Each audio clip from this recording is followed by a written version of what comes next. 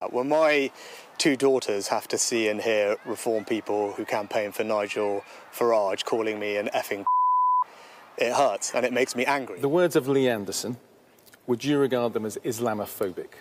Well, I've been very clear that what Lee said was wrong, it was unacceptable, and that's why we suspended the whip. And it's important that everybody, but particularly elected politicians, are careful with their words and do not inflame tensions. But there's a difference between wrong and Islamophobic. Were they Islamophobic? Well, I think the most important thing is that the words were wrong. They were ill. Is the Prime Minister proud to be bankrolled by someone using racist and misogynist language when he says the member for Hackney North and Stoke Newington makes you want to hate all black women? Mr. Speaker, the alleged comments were wrong, they were racist, and he has now, as I said, the comments were wrong, they were racist. He has rightly apologised for them. Right, so barely a few days left for the general elections in the UK, and I'm again in my allotment. You can see it's a beautiful, beautiful place to be in. Growing vegetables, but cannot stop myself from commenting on the goings on in the country. So as I speak to you right now, I came across a statement from Rishi Sunak, who is suddenly very, very concerned about racism. Very concerned. Why? Because the guy needs to extract the political mileage of the alleged racist attack on him by one of the supporters of Nigel Farage, whose video went viral in a Channel 4 sting operation undercover video. So, you know, Rishi Sunak has come out in the open saying that how his two daughters, yes, the guy has actually dragged his daughters. He's dragged his daughters in just so he can get political mileage, because he appears absolutely destined to face humiliating defeat on the 4th of July. There's absolutely nothing that can save him. It's a different thing altogether that the alternative is no good, that we might end up having Keir Starmer as the Prime Minister, but that's a different topic to discuss altogether. Talking about Rishi Sunak, suddenly he's very concerned and he wants people to see that how traumatic this episode has been for his daughters. When my two daughters have to see and hear reform people who campaign for Nigel Farage calling me an effing it hurts and it makes me angry, and I think he has some questions to answer. And I don't repeat those words lightly. You know, I do so deliberately because this is too important not to call out clearly for what it is. Is it frustrating for you that there are some people who would have voted for your party in the past who are now leaning towards potentially voting for Reform UK when their activists are doing and saying things like that? Well, when you see reform candidates and campaigners seemingly using racist and misogynistic language and opinions, seemingly without challenge, I think it tells you something about the culture within the Reform Party. You know, Andrew Tate isn't an important voice for men, he's a vile misogynist. And our politics and country is better than that. And as Prime Minister, but more importantly, as a father of two young girls, it's my duty to call out this corrosive and divisive behaviour. Now, you may agree with him. There will be some people, there might be some people who would think that actually, you know, it's wrong what has happened to him. Of course, racism is wrong. So nobody is disputing that. What I'm disputing here is your bloody double standard. Just 3 months ago, 13th of March, the PMQ was dominated by one question, and that question was a chap called, Tory donor called Frank Hester, making an outrageous comment, literally asking the first black woman MP of this country to be shot because of her color. That's what he has said. And everybody wanted him to apologize for that. The guy refused. He refused to return the money. If anything, as the controversy gained momentum, we also came to know that the Frank Hester guy had made another donation of £5 million. over and above the 10 million pound that he had already donated to the Tory party. Now, if you were so concerned about racism as you appear to sound now, why did you not return that money then?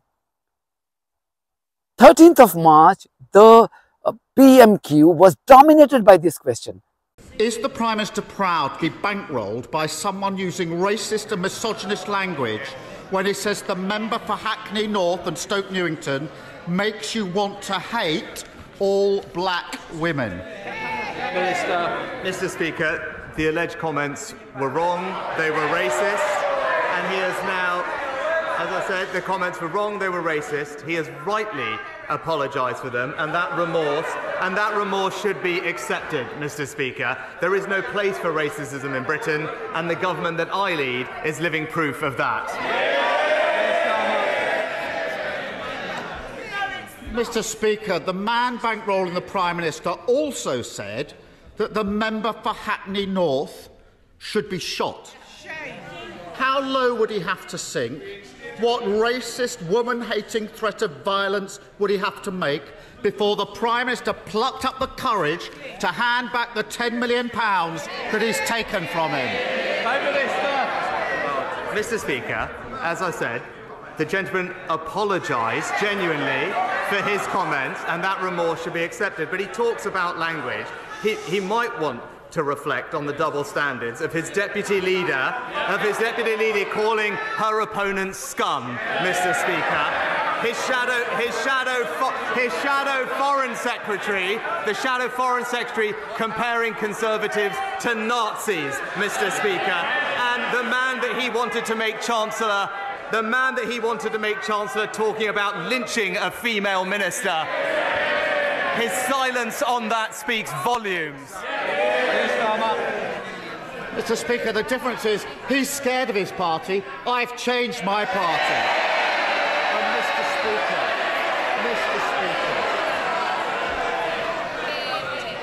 I want to hear both the Prime Minister and lead the opposition. Keir Starmer. 2 weeks ago, the Prime Minister invited himself into everyone's living room at 6 o'clock on a Friday evening. No one asked him to give that speech. He chose to do it. He chose to anoint himself as the great healer and pose as some kind of unifier.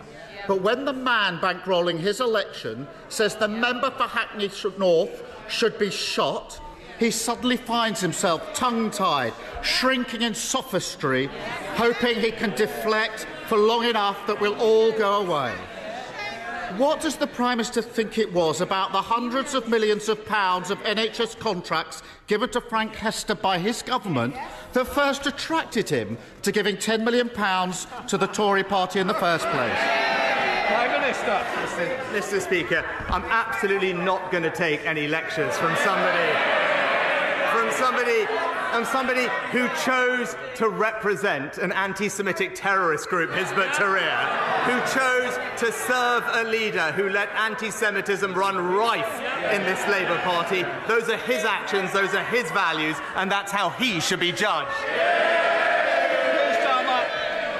Mr. Speaker, the problem is he's describing a Labour Party that no longer exists. I'm describing the man who is bankrolling their upcoming general election.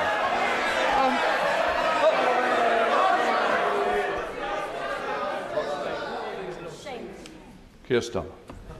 They can shout all they like. 2 weeks ago, he marched them out like fools to defend Islamophobia, and now the member for Ashfield is warming up the opposition benches for them. And yesterday he sent them out to play down racism and misogyny until he was forced to change course. He won't hand the money back. He won't comment on how convenient it is that a man handed huge NHS contracts by his government is now his party's biggest donor. You have to wonder what the point is of a Prime Minister who can't lead and a party that can't govern. So if the racism is bad now, why was it bad not then? And you agreed to accept £15 million from a racist guy who is calling for a black woman to be shot just because she is black. So you cannot play this double standard. And in fact, if anything, you are making a fool of yourself. People are not that idiot. Okay, there are fools in the right wing, but not everybody is fool. You can fool some, but you can't fool all. Another episode that comes to my mind. The problem is that these politicians think that, people have short memory. Some of them might have it, but not all. I don't have a short memory. I remember London Mayor Sadiq Khan. I'm not a big fan of him, but he had to face the Islamophobic attack from Lee Anderson, who was then the Tory MP. This chap, Rishi Sunak, refused to call it an Islamophobic, the comments made by Lee Anderson, Islamophobic. He refused. The words of Lee Anderson, would you regard them as Islamophobic? Well, I've been very clear that what Lee said was wrong, it was unacceptable, and that's why we suspended the whip. And it's important that everybody, but particularly elected politicians, are careful with their words and do not inflame tensions. But there's a difference between wrong and Islamophobic. Were they Islamophobic? Well, I think the most important thing is that the words were wrong. They were ill-judged, they were unacceptable, and that's what I believe, and that's why the whip has been suspended. And I think everyone can see that tensions are already running high, and what I want to do, I think what the country wants to see, is the heat taken out of this debate, and I think that's the right thing to do.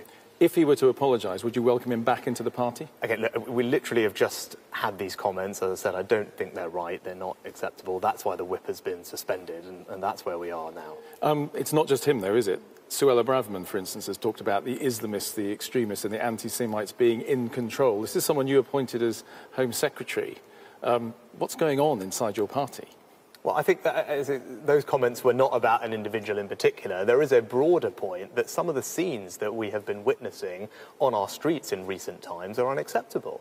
And we're now having a situation where, whether it's private MPs' meetings, council meetings, or indeed what happened in Parliament last week, where the normal democratic processes that we are used to in this country are being impacted, threatened, disrupted aggressively and in an intimidating fashion. I don't think that's right. I don't think anyone thinks that that's right. And I think it's important that we call out that kind of behaviour as wrong and that we do everything we can to stamp it out. And that's exactly what had prompted many people to call him a coconut. And because of that fact, the police in London are arresting, anybody who is carrying a placard of coconut. So just because the election is near and you know that you are going to be voted out of power, you might suffer one of the most humiliating defeats, that any prime minister in office has suffered in the past. Suddenly you think about race. That's not going to work, mate. It's all about consistency. I would have supported you on the question of racism if you had shown some spine then and agreed to return that money to Frank Hester, or even agreed to condemn the utterances of Lee Anderson and call it Islamophobia as it was. But you did not. On those occasions, you failed yourself, you let yourself down. So today, don't expect anybody to support you. That is the question. That's all. Nothing more, nothing less. Thank you very much for watching this video. If you haven't subscribed to my channel, please do so, because that's one of the many ways you can support independent journalism. God bless you all.